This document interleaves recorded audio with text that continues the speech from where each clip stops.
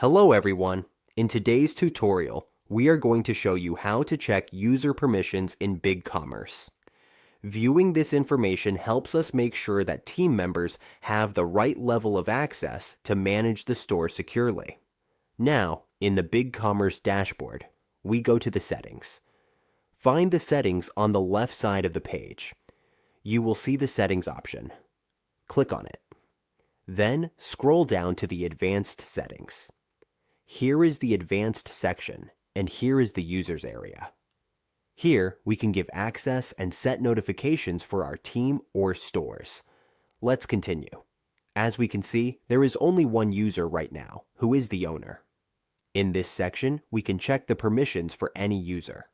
We can also create an account for a co-owner to give them access, and we can check what access a user has.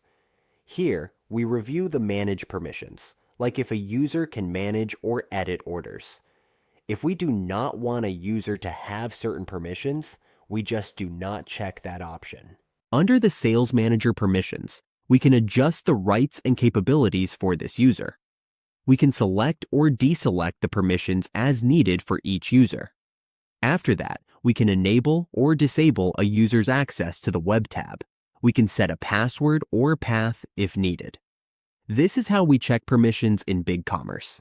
Keeping user roles set up the right way helps protect the store and support smooth teamwork.